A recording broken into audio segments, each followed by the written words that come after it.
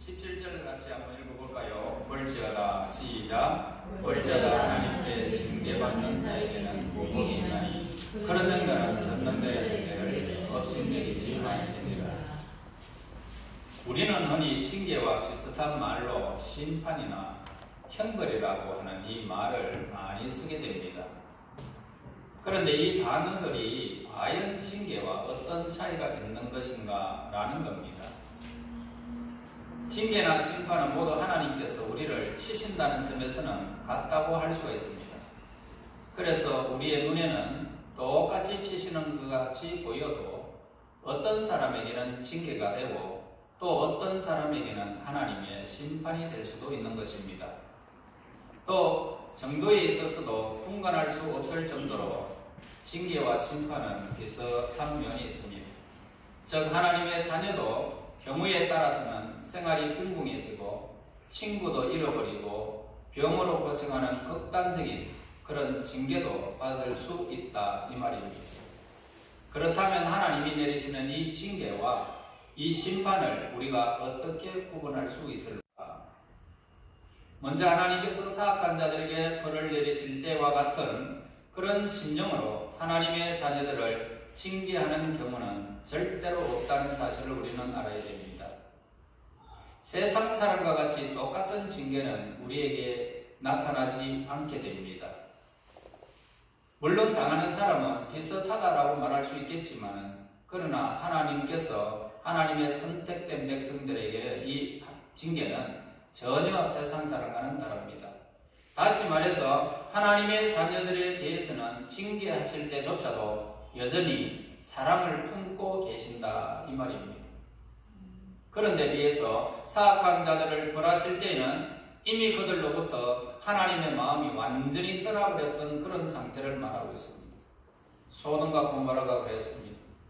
하나님의 진노가 이루어졌을 때에 그들은 한 생명도 살아남지 못했습니다.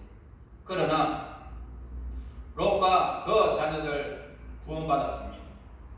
똑같은 어떤 상태에 있지만 하나님은 그렇게 징계를 했을 때에 하나님의 백성들에게는 사랑의 채찍이지만 세상 사람들에게 사악한 사람들에게는 하나님의 심판이 진노가 그들에게 이루어질 때에 피할 수가 없게 되는 것을 보게 됩니다. 그리고 하나님께서 그 자녀들에게 징계의 채찍을 드실 때에는 그들의 죄를 깨끗하게 하고요, 다시는 범죄하지 않도록 마음의 결심을 새롭게 하게 만듭니다.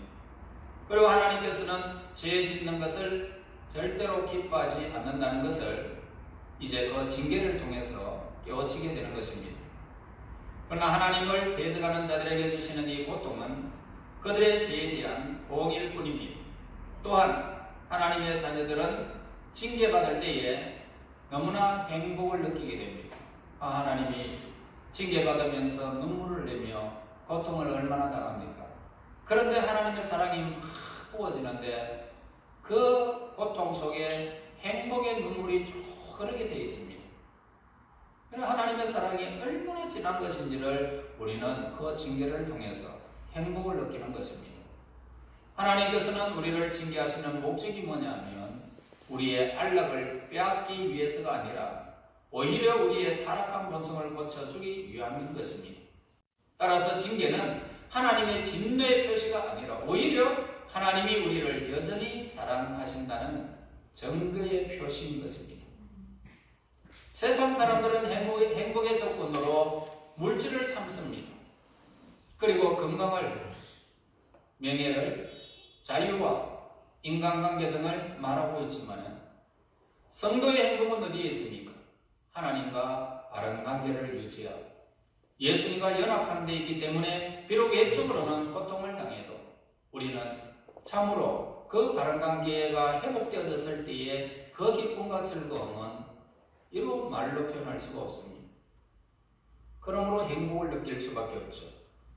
진정으로 하나님을 사랑하는 자라면 하나님을 기쁘시게 할 때가 가장 행복한 시간일 것입니다. 여러분, 하나님을 행복하게 하고 하나님을 기쁘시게 하는 것이 무엇인지를 여러분 잘 아셔야 됩니다.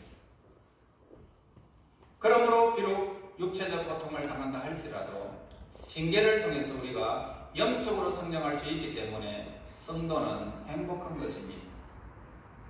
26절 한번 보겠습니다. 네가 장수하다가 시작. 네가 장수하다가 무덤에 이르리니 마치 곡식단을 제때에 들어올린 같으니라.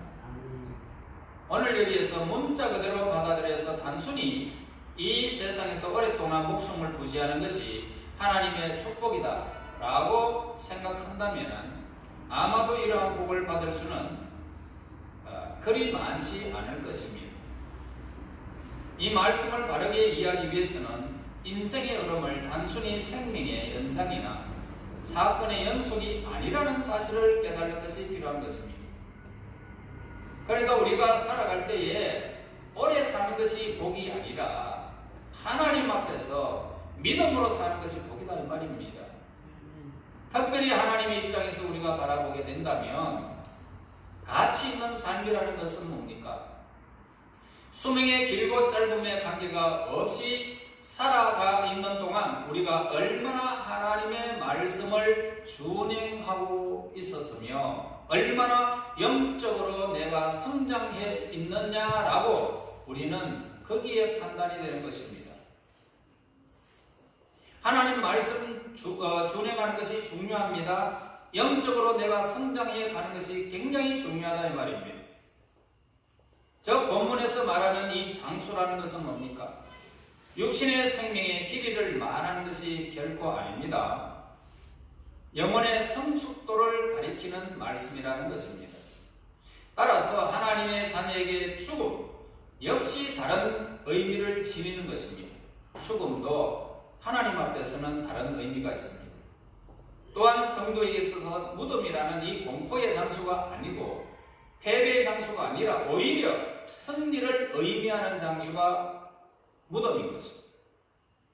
왜냐하면 죽음이라는 우리의 육신의 죽음이라는 이 문을 통해야 이제 세상의 피곤한 여행을 마치게 됩니다. 그 다음에 천국의 본향의 문이 활짝 열리게 되어지고 우리는 그곳으로 돌아가게 될 것입니다. 할렐루야. 얼마나 행복합니까 여러분? 우리 모두가 명심해야 할 것은 뭡니까? 누구나 세월이 가면은 늙어야 된다. 늙는다. 그리고 결국은 죽음을 맞이하게 된다는 것입니다. 인간으로서 죽음을 피한 자가 없듯이 인간이 늙는 것 또한 피할 수는 없습니다. 그러므로 우리는 진실한 믿음으로 어떻게 살아야 될까요? 경건하게 살아야 됩니다. 예수님을 우리의 구주로 믿고 오직 하나님 안에서 모든 소망을 두고 살아가야 한다 이 말입니다. 우리의 미래와 다가오는 이 세대에 끊임없는 관심을 가지고 우리 주위에 무슨 변화가 일어나든지 언제나 하나님과 그의 의를 이루면서 하나님의 교회와 이 사회와 여러분들의 모든 생활 영역에 이바지하며 우리는 살아가야 된다 이 말입니다. 나만의 상태에서 벗어나야 된다 이 말입니다.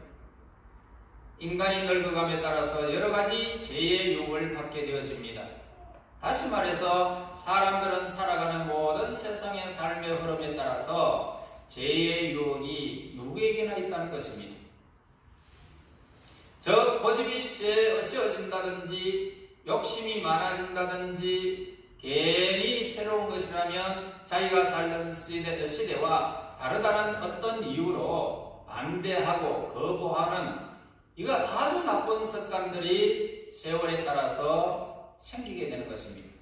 그러므로 나이가 들수록 이러한 잘못을 범하지 않도록 늘 우리는 경계를 더해라 이 말입니다. 그리고 저와 여러분 살면서 덕을 쌓아야 됩니다. 덕을 쌓아야 됩니다. 자, 우리가 옆 사람 수많은 사람들에게 영향력을 끼칠 수 있는 것은 덕을 쌓아야 되는 겁니다. 그래야 전도가 되는 거예요. 모든 것을 참아야 됩니다. 어려운 이웃에게 관용을 베푸는 것입니다. 그리고 언제나 즐겁고 희망적인 태도로 우리는 살아가야 되는 것입니다. 그리고 가장 중요한 것은 내가 손해보며 살면 됩니다. 내가 손해보면 다른 사람 상대방은 이익을 보게 됩니다. 그렇습니다. 그렇게 살면 전도가 될 수밖에 없습니다. 내가 손해보면 내 마음은 아프지만 다른 상대는 마음이 굉장히 기쁘고 행복하고 즐겁습니다. 그래야 전도할 수 있습니다. 그러므로 우리는 때가 되면 언제라도 그 다음 세대에 자신의 일을 물려줄 준비를 우리는 늘 되어 있어야 됩니다.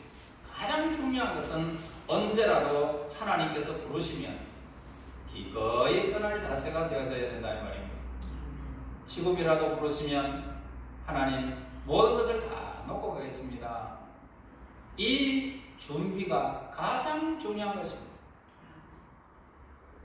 26절에 내가 잠수하다가 무덤에 이르리니 마치 곡식단을 제때에 들어올린 같으니라. 자, 이것은 성도의 죽음을 곡식의 추수에 비유하고 있죠. 곡식과 성도는 비슷한 점이 많이 있습니다. 곡식이나 성도는 모두 수고로 필요하고 있습니다.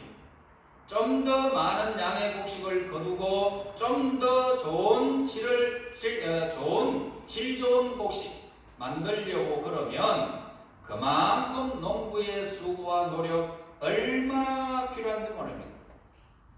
마찬가지로 성도도 하나님 앞에 설 때에 알곡으로 인정받기 위해서는 이 땅에 사는 동안 남다른 수고가 필요하다 이 말입니다. 아무렇게나 때가 되면 그냥 주일이니까 보고 시간이 되니까 말씀 듣고 그냥 다람쥐 쳇바퀴 도는 것이 그런 식으로 해서 안 된다.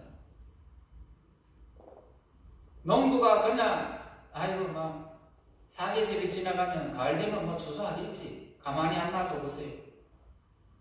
추수할 것이 없습니다. 자기 입에 풀칠할 것도 찾을 수가 없습니다. 그러므로 하나님이 우리를 부르시는 그날까지 이 땅에 하나님의 말씀으로 내 모든 것을 양육하고 모든 것을 그냥 기경하고 땀 흘려서 수고하는 거예요. 충성하는 거예요. 이게 없으면 오늘 우리는 하나님의 나라에서 옛 사람들의 비유같이 개털모자 하나 쓰고 다니는 거예요.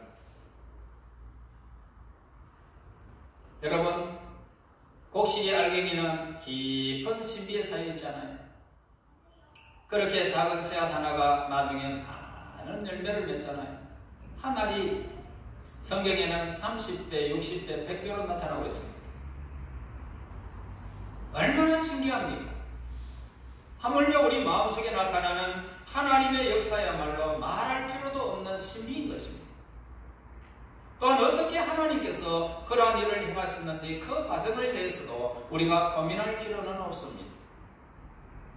문제는 뭡니까? 우리의 마음밭에 하나님의 말씀의 씨앗이 떨어져서 열매를 맺고 있느냐 하는 것입니다. 이게 중요한 거예요. 여러분, 성도는 곡식처럼 외부의 다양한 영향을 받으면서 성도는 이 세상에서 자라나게 됩니다.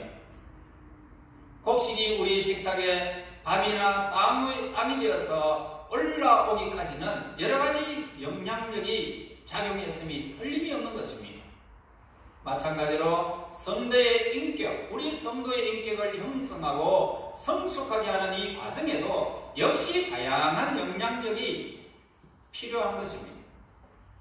또한 성도는 역경을 통해서 성도의 인격을 성숙해 하게 만드는 것입니다.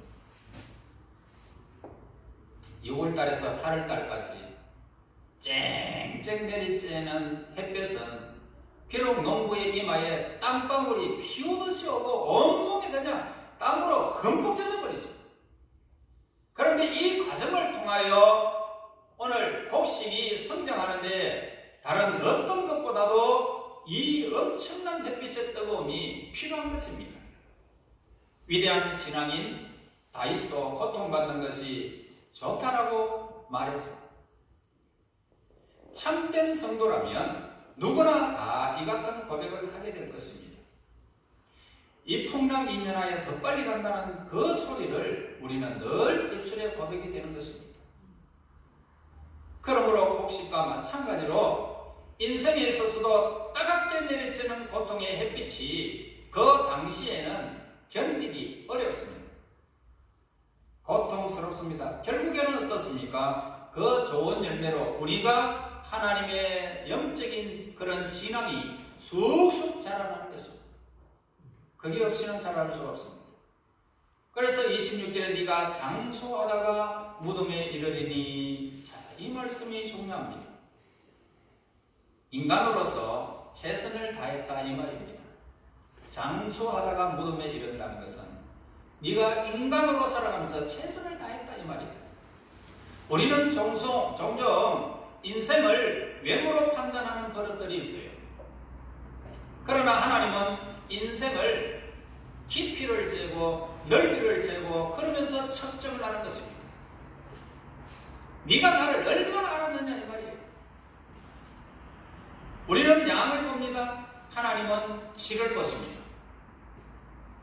40년이란 세월 동안에도 좋은 일만 하다가 죽는 사람이 있는가 하면 100년을 넘게 살았어도 후세에 남길 만한 흔적 하나 찾아볼 수 없는 사람들도 있습니다.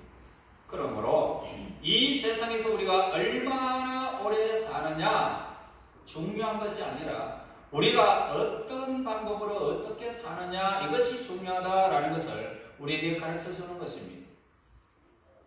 그리고 그 다음 26절에 그렇게 또 나오죠. 곡식단을 제때에 들어 올린 같으니라. 성도가 이제 다 추수한 곡식처럼 우리 성도로서의 인격이 성숙되어졌을 때에 비로소 하나님께서 생명을 거두어 가신다는 그런 뜻이에요. 우리의 하나님의 나라에 꼭 필요한 너희가 여기 나라에 네가 필요한 만큼 네가 성숙되어졌다면 내가 데리고 간다 이 말입니다. 하나님이 그때에 추수하러 온다는 말입니다. 여러분들의 생명이 그때 하나님의 손길에 이끌림을 받게 될 것입니다. 농부가 언제 곡식을 거둘지 잘 알고 있어요. 너무 빨리 해도 곡식에 빵이 잘 되지 않습니다.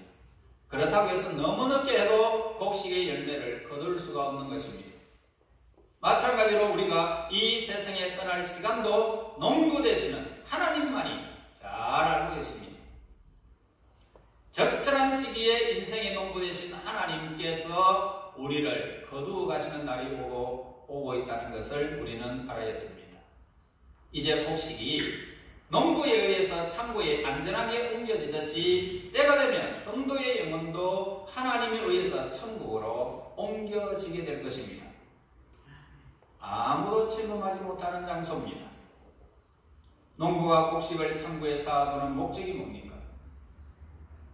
곡식을 보관하기 위해서 창고에 쌓아두는 것입니다.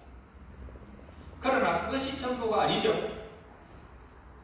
즉 사용하기 위해서 그 곡식을 사용하기 위해서 창고에 들이는 것입니다. 사실 곡식의 가치는 추수한 후에 식량으로 사용되어졌을 때에 비로소 그 가치가 나타나게 된다 이 말입니다. 어떤 사람들은 천국에 가면 그냥 창고에 그냥 곡식을 쌓아두듯이 가만히 있는 것이 아닙니다. 안일한 생활을 하는 줄 알고 있지만 그러나 성경에 가르쳐주는 천국은 그렇게 가만히 있는 것이 결코 아닙니다. 물론 천국이 안식의 장소이면 틀림이 없습니다. 그렇지만 돌덩이처럼 계속 쉬고 있는 것이 아닌 장소라는 것입니다. 쉼과 동시에 여전히 하나님을 위해서 봉사하는 것이 천국입니다. 그러므로 교회에서 천국을 배워야 됩니다. 봉사해야 됩니다. 충성해야 됩니다. 이것이 천국에서도 계속 이루어질 것입니다. 성도가 죽는다는 것은 다만 장소를 옮기게 되는 것밖에는 없습니다. 장소를 옮기는 것입니다. 왜냐하면 육신은 죽어도 우리의 마음, 우리의 생각, 그 모든 것은 영원히 그대로 남기게 됩니다. 다른 사람이 아닙니다. 내가 죽어가지고 내 영혼의 생각이 다른 것이 아니라 지금 저와 여러분이 살고 있는 마음, 생각, 내 영혼과 함께 영원히 남는 것입니다. 현실밖에 남지 않습니다. 그러므로 우리는 영원한 죽음을 당하지 않는 하나님의 사람들인 것입니다. 추수기는 마지막 날입니다. 농부가 바쁘게 곡식을 단을 옮기고 분주복잡한 시기입니다. 지구상에서 이보다 더 즐겁고 감격적인 장면은 이 세상에는 없습니다. 농부들이 곡식을 창고에 들이면서 행복해하는 그 모습 얼마나 아름답습니까? 이러한 풍경한 풍성함과 평안함이 넘쳐흐르는 것입니다. 열심히 땀 흘려 일해서 수고한 대가를 받는다는 것은 얼마나 아름다운 장면들입니까? 농부의 노래소리가 얼마나 또 흥겹게 들리느냐 이 말입니다. 농부의 솜씨는 참으로 대단합니다. 지금은 기계가 대부분 그렇게 차지하고 있지만, 그러나 농부를 연상시키는 수수의 낫을 한 번 댈 때마다 속이 꽉 들어찬 이 알곡 덩어리가 하나름씩 베어서 나와가지고 착착 안기게 된다는 거예요. 본문에서는 이제 막 집으로 옮기려고 하는 이 곡식 단들을 우리는 보게 됩니다. 하나님의 뜻에 의해서 일생 동안 헌신했던 나이가 많은 성도들을 비유하고 있는 것이 바로 오늘 곡식단을 이제 창고에 들이는 모습을 보게 됩니다. 농부는 추수하는 이 날을 위해서 얼마나 고생을 해왔는지 모릅니다. 그동안의 위태로운 순간들이 얼마나 많이 있었겠습니까? 곡식이 잘 자라고 있는지 수백 번 수천 번도 더 들여다보고 크기에 맞는 처방을 늘 하지 아니하면 곡식이 안 되는 것입니다. 그런데 이제 무사히 추수를 마쳤습니다. 그리고 집으로 돌아가게 되어졌습니다. 농부의 심정이라는 것은 상상 그 이상으로 참으로 감개무량한 시간일 것입니다. 그 작은 알갱이 하나가 어느덧 많은 알곡을 추수하게 되었다는 이 말입니다. 이제 농부는 걱정이 끝났습니다. 그의 수고도 끝났습니다. 왜냐하면 곡식이 창고에 안전하게 보관되어졌기 때문입니다. 이 장면은 성숙한 성도가 인생을 마치는 순간에 흡사한 점이 너무나도 많이 닮아가 있습니다. 26절 이가 장수하다가 무덤에 이르르니 마치 곡식단을 제때에 들어 올린 같으니라. 참으로 적절한 비유가 아닐 수 없습니다. 우리가 본문을 읽으면서 또 하나의 장면을 연상하게 되는데, 그것은 머리가 희끗희끗한 그런 성도의 모습을 연상할 수 있습니다. 그러한 성도는 한평생 살아오면서 많은 걱정과 관심에 시달렸을 것입니다. 얼마나 많은 풍파가 그에게 밀어닥쳤겠습니까? 머리가 흰 사람들 참 수고 많았습니다. 어려운 일도 여러분 많이 겪었죠. 많은 경험을 통해서 오늘에 이르렀지 않느냐 이 말입니다.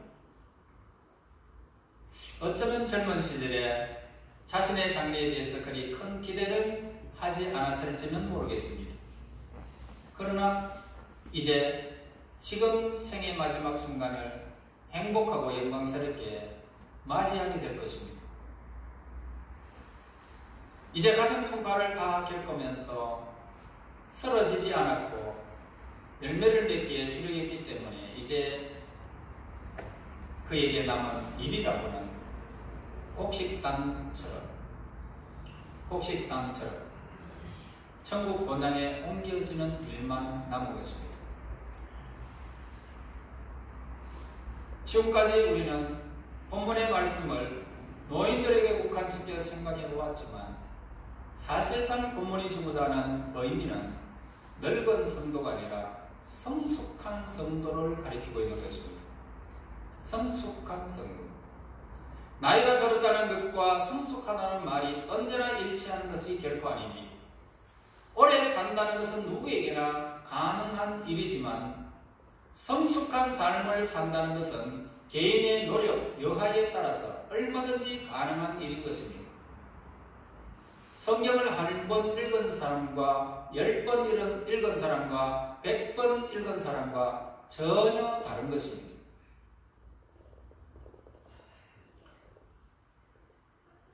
그러므로 인류 초기의 역사를 우리가 보면 거기에는 1000년에 가까운 삶을 산 사람들도 있습니다. 그럼에도 불구하고 그들 중에는 성경에서 창세기 25장 8절에 보면은 수가 높고 나이가 많아 죽었다라고 기록된 아브라함 이전에는 이렇게 기록한 사람이 아무도 없었습니다. 수가 높고 나이가 많아 죽었다. 아브라함은 그렇게 기록했습니다. 그러나 아브라함의 이전의 사람은 아무도 없었습니다. 아브라함의 수명이 이전의 사람들보다 더 짧았음에도 불구하고 그의 인격이 전 세대 사람들로부터 너무나도 믿음의 삶에 훌륭했기 때문인 것입니다. 하나님을 향한 삶이 너무나도 믿음의 조상으로서의 아름다운 삶이 그에게 있었기 때문입니다. 그의 삶이 믿음으로 일관되어졌기 때문에 우리는 성경을 통해서 그 사실을 잘 알 수 있습니다. 어떤 성도는 30세에 여절할 수 있는 사람들도 있습니다. 그런데 성숙한 삶을 살다가 가는가 하면은 또 어떤 사람은 70, 100세가 되어져도 어린아이 같은 신앙에 머물러서 살아가는 경우들도 허다하다.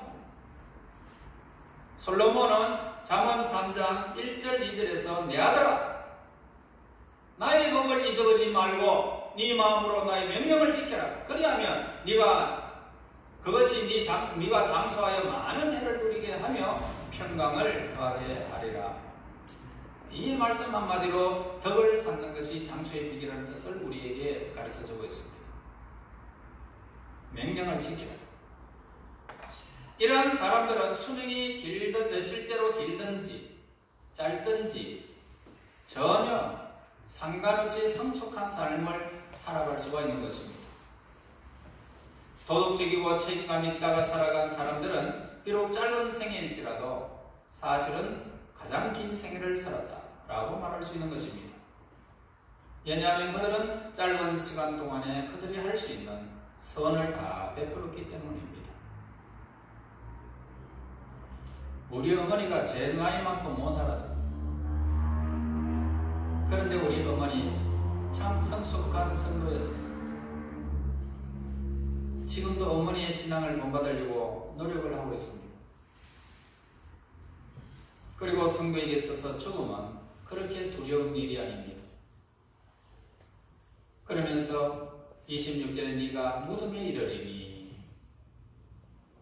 이 말은 성도가 세상 사람들처럼 억지로 무덤으로 끌려가다 가는 것이 아님을 나타내고 있는 것입니다. 하나님은 성도로 하여금 죽음을 기꺼이 맞이할 수 있도록 하신다는 말입니다. 무덤에 이른다. 갑자기 어떤 일이 닥친다는 것이 아닙니다. 해가 닥치는 것이 아니라 죽음을 기꺼이 맞이할 수 있도록 하나님이 예비하시는 것을 말하고 있습니다. 그래서 이제까지 세상을 떠나가는 것을 슬퍼하고 아무리 이렇게 죽음을 두려워하던 사람들도 일단 죽음이 임박해오면 두려움이 다 사라지고 하나님의 사람들은 평안히 눈을 감게 되는 것입니다.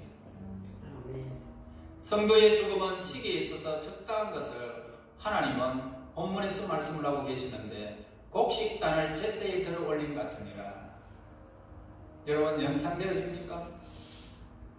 즉 하나님께서 성도를 가장 적절한 시기에 준비를 다 시킨 다음에 천국으로 옮긴다 이 말입니다. 그리고 성숙한 성도에 있어서 죽음은 시기에도 적절하며 아울러 그의 죽음은 영광스럽게까지 하는 것입니다. 왜냐하면 죽음을 통해서 성도는 육신의 고통에서 벗어나는 아름다운 천국에 들어갈 수 있는 하나님의 사람들이기 때문입니다. 하나님은 불신자에게 호세아서 10장 12절에 말합니다. 너희가 자기를 위하여 공의를 심고 인애를 거두라. 너희 묵은 땅을 기경하라. 지금이 곧 여호와를 찾을 때니 마침내 여호와께서 오사 공의를 비춰러 너희에게 내리시리라. 하나님은 공의로서 심판하신다는 그런 메시지를 이방 사람들에게, 불신자들에게 말하고 있습니다.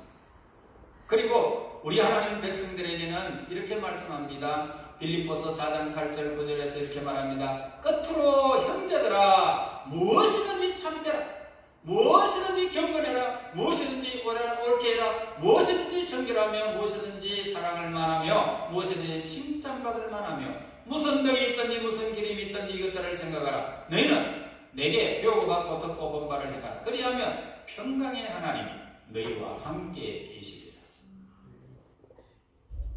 이제 우리는 그날이 다가오고 있습니다. 가고 싶든 안 가고 싶든 누구나 세월이 가면 하나님의 부름을 받게 될 것입니다. 하나님의 자비하심으로 말미암아 피로와 수고에서 우리는 이 세상에서 이제 해방될 날이 오고 있습니다. 그 날에는 비로소 인생의 무거운 짐이 다 벗겨질 것입니다. 사는 동안 괴롭혔던 모든 것에서 해방될 것입니다. 이제 우리는 그 날을 바라보며 슬픔과 근심과 걱정과 고통만이 가득 차 있는 이 세상을 떠나서 순수한 평화의 날, 자유가 충만한 그 세계에 우리는 영원히 들어가게 될 것입니다. 그리고 순수한 기쁨과 완전한 만족을 누리는 세계에 우리는 그곳에서 영원히 누리게 될 것입니다. 우리는 머지않아 이 세상을 떠나게 될 것입니다.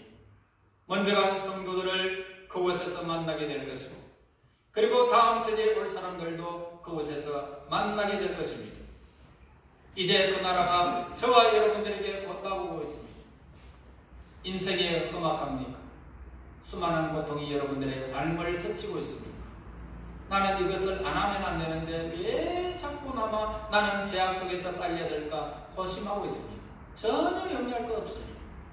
하나님은 우리의 고식단을 땅빛을 통해서 그 고식단이 영걸어가게 하실 것입니다. 그리고 그 영근 고식을 창고에 온전히 정확한 시간에 우리를 옮겨가기 때문입니다. 염려하지 마시고 그날을 바라보며 봉사하시고 충성을 다하여 많은 열매를 통해서 하나님의 기쁨이 되시기를 예수 이름으로 축원합니다. 하나님 아버지 진실로 감사합니다. 세상 속에 수많은 역경, 고통, 번민이 우리에게 있지만 견디게 하옵소서, 이기게 하옵소서, 순종하며 가게 하옵소서, 영적인 성숙이 우리의 삶 속에 더하여질 수 있도록 인도하여 주시옵소서. 그 나라에 들어갈 때에 풍성함이 하나님의 안식 속에, 하나님의 은혜 속에, 하나님의 평강 속에 저희들이 있도록 인도하여 주시옵소서. 그 날을 바라보며 봉사하며 충성을 다하게 도와주시옵소서. 예수님 이름으로 기도하옵나이다. 아멘.